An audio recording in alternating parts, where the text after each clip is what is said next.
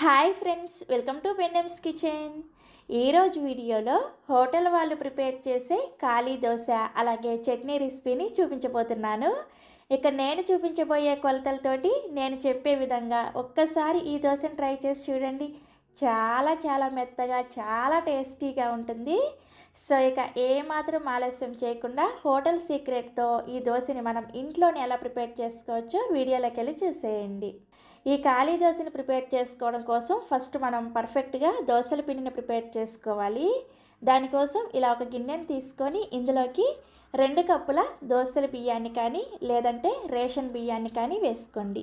నేను ఇక్కడ rice cooker కప్పుతో 2 కప్పుల దోశల బియ్యాన్ని వేసుకున్నాను. నెక్స్ట్ ఇందులోకి అదే కప్పుతోటి 1 కప్పు బాయిల్డ్ రైస్ని వేసుకోండి. వీటినే ఉప్పుడు బియ్యం అని కూడా అంటారు. ఈ బియ్యం వేసుకోవడం వల్లే దోశ మనకి చాలా టేస్టీగా చాలా మెత్తగా వస్తుందన్నమాట. తర్వాత ఇందులోకి 1/2 కప్పు మినపగుళ్ళని వేసుకోండి. మీరు వీటన్నింటిని కూడా కొలుచుకోవడానికి ఒక గిన్నెని కానీ గ్లాసుని కానీ సెట్ చేసుకోండి. అప్పుడే మీకు దోశల పిండి పర్ఫెక్ట్గా రెడీ అవుతుంది. నెక్స్ట్ ఇందులోనే 1/2 కప్పు లావుగా ఉండే అటుకులను వేసుకోండి. ఈ దోశ కోసం ఇలా లావుగా ఉండే అటుకులనే వేసుకోవాలి, పల్చటి అటుకులు వేసుకోకూడదు. తర్వాత ఇందులోకి 1 టీ స్పూన్ మెంతులను కూడా వేసుకొని వీటన్నిటిని కూడా 2-3 సార్లు శుభ్రంగా కడిగేసి ఆ నీళ్ళన్నీ కూడా తీసేసి మళ్ళీ తిరిగి నీళ్ళను పోసుకొని ఈ బియ్యం పప్పుల్ని 6 గంటల సేపు నానబెట్టుకోవాలి. సో నేను ఇక్కడ 6 గంటల సేపు బియ్యం పప్పులు నానిన తర్వాత మూత తీసి మీకు చూపిస్తున్నాను. చూసారా, చక్కగా నానిపోయాయి కదా. ఇప్పుడు వీటిని గ్రైండ్ చేసుకోవడం కోసం ఒక మిక్సీ జార్ని తీసుకొని ఇందులోకి ఈ నానబెట్టుకున్న బియ్యం పప్పుల్ని మిక్సీ జార్కి సరిపడా వేసుకొని తగినన్ని నీళ్లు పోసుకుంటూ పిండిని బాగా మెత్తగా వెన్నలాగా గ్రైండ్ చేసుకోవాలి. మనకి దోశ బాగా సాఫ్ట్గా బన్లాగా రావాలి అంటే పిండిని బాగా మెత్తగా గ్రైండ్ చేసుకోవాలన్నమాట. ఎక్కడా కూడా బరకుండకూడదు. చూసారా, ఇలా బాగా మెత్తగా గ్రైండ్ చేసుకున్న ఈ పిండిని ఒక గిన్నెలోకి వేసుకోండి. నెక్స్ట్ ఇదే మిక్సీ జార్లోకి మిగిలిన బియ్యం పప్పులను కూడా గ్రైండ్ చేసేసుకొని ఇదే గిన్నెలోకి వేసుకొని తర్వాత ఇదే మిక్సీ జార్లోకి 1/4 కప్పు అని నీళ్ళని వేసుకొని ఈ నీళ్ళని కూడా ఈ పిండిలో వేసేసుకొని ఈ పిండిని 2 నిమిషాల పాటు మీ చేత్తోనే బాగా కలుపుకోండి. ఇలా కలుపుకోవడం వలన పిండిలో చక్కగా గాలి ఏర్పడి పిండి చక్కగా ఫర్మెంట్ అవుతుందన్నమాట. సో పిండిని ఇలా కలుపుకున్న తర్వాత ఈ పిండిని రూమ్ టెంపరేచర్లోనే ఒక 8 గంటల సేపు ఫర్మెంట్ చేసుకోవాలి. పిండిని ఎప్పుడైనా సరే గ్రైండ్ చేసిన వెంటనే ఫ్రిడ్జ్లో పెట్టకూడదు. రూమ్ టెంపరేచర్లోనే పిండిని ఫర్మెంట్ చేసుకున్నారంటే మనం ఎటువంటి సోడా వేయకపోయినా కానీ దోశ పర్ఫెక్ట్గా మెత్తగా వస్తుందన్నమాట. సో నేనైతే ఇక్కడ ముందు రోజు నైట్ గ్రైండ్ చేసేసుకొని నెక్స్ట్ డే ఉదయాన్నే మీకు చూపిస్తున్నాను. చూసారా, పిండి చక్కగా పొంగింది కదా. ఇలా పొంగితేనే దోశలు మనకి చాలా పర్ఫెక్ట్గా వస్తాయి. ఇప్పుడు ఈ పిండిని గరిటెతో ఒకసారి బాగా కలుపుకొని ఇందులోకి మీ రుచికి సరిపడా ఉప్పుని వేసుకొని అవసరమైతే కొద్దిగా నీళ్ళను కూడా వేసుకొని పిండిని కొంచెం పలుచగానే ప్రిపేర్ చేసుకోవాలి. మనం ప్రిపేర్ చేసుకునేది ఖాళీ దోశ కదా.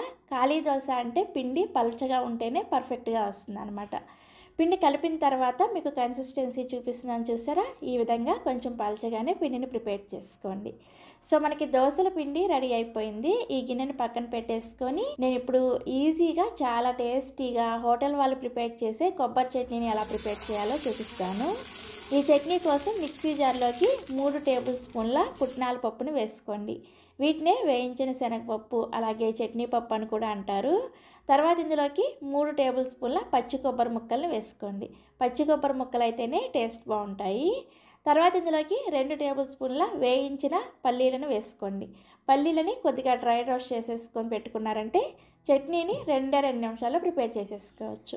నెక్స్ట్ ఇందులోనే మీరు తినే కారానికి తగ్గట్టుగా 2 లేదా 3 పచ్చిమిర్చిని అలాగే 1 ఇంచు దాకా అల్లం ముక్క, కొద్దిగా చింతపండు, రుచికి సరిపడా ఉప్పుని ఇవన్నీ వేసేసుకొని చట్నీని గ్రైండ్ చేసుకోవడానికి అవసరమైన నీళ్ళని కొద్దిగా వేసుకుంటూ చట్నీని కొంచెం లైట్గా బరకగా ఉండేటట్లుగా గ్రైండ్ చేసుకోండి.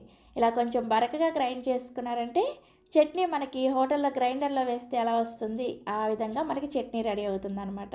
సో చూసారా, ఇలా కొంచెం బరకగా గ్రైండ్ చేసేసుకొని ఇప్పుడు ఇందులోకి ఒక 5-6 కొత్తిమీరని కాడలతో సహా వేసేసుకోండి. వేసుకొని జస్ట్ కొంచెం పల్స్ మోడ్లో అలా గ్రైండ్ చేసుకున్నారంటే మనకి కొత్తిమీర అనేది చిన్న చిన్న ముక్కలుగా అక్కడక్కడ కనిపిస్తూ ఉండాలన్నమాట. కొత్తిమీర వేసుకున్న తర్వాత చట్నీని మరీ మెత్తగా పేస్ట్ లాగా కాకుండా కొత్తిమీరని చిన్న చిన్న పలుకులుగా అక్కడక్కడ కనిపించేటట్లుగా పల్స్ మోడ్లో గ్రైండ్ చేసుకోండి. చూసారా, ఈ విధంగా ఇలా కొంచెం చిన్న చిన్న పలుకులుగా కొత్తిమీర కనిపించేటట్లు ఈ చట్నీని గ్రైండ్ చేసేసుకొని ఒక గిన్నెలోకి వేసుకొని ఇప్పుడు ఈ చట్నీకి తాలింపు పెట్టడం కోసం స్టవ్ మీద తాలింపు గిన్నెను పెట్టుకొని 1 టేబుల్ స్పూన్ నూనె వేసుకొని వేడి చేసుకోండి. నూనె వేడైన తర్వాత ఇందులోకి 1 టీ స్పూన్ ఆవాలు వేసుకొని ఆవాలు చిటపటలాడిన తర్వాత 2 ఎండుమిర్చి అలాగే 1 రెమ్మ కరివేపాకును కూడా వేసుకొని ఈ తాలింపును చక్కగా లో ఫ్లేమ్లోనే వేయించేసుకొని ఈ తాలింపును తీసుకొచ్చి మనం ముందుగా గ్రైండ్ చేసుకున్న ఈ చట్నీలో వేసుకొని కలుపుకోండి.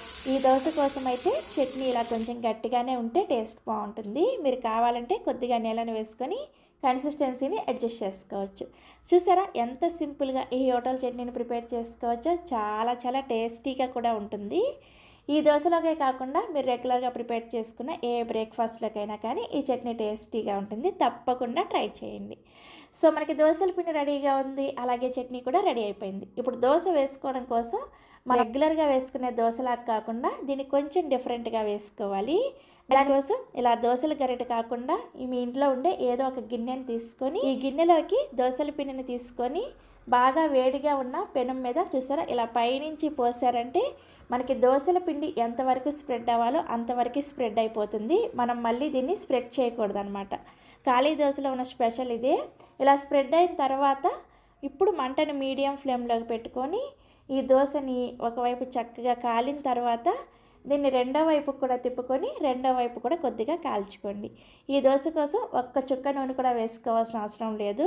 దోశ చాలా పర్ఫెక్ట్గా వస్తుంది. మీరు కావాలంటే నూనె వేసుకోవచ్చు. సో చూసారా రెండు వైపులు కూడా చక్కగా ఇలా దోశ కాలిన తర్వాత సర్వింగ్ ప్లేట్లోకి తీసుకోండి. ఇదే విధంగా మిగిలిన పిండితో కూడా మీకు ఎన్ని దోశలు కావాలంటే అన్ని దోశలు వేసేసుకోండి.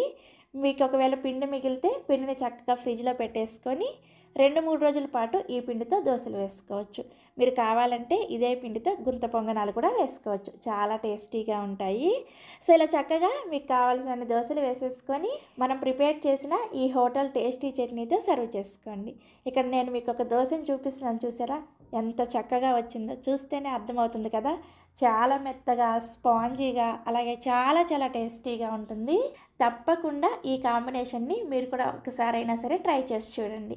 ట్రై చేసిన తర్వాత మీకు టేస్ట్ ఎలా అనిపించిందో వీడియో కింద కామెంట్ సెక్షన్లో నాతో షేర్ చేసుకోవడం మర్చిపోరు కదా.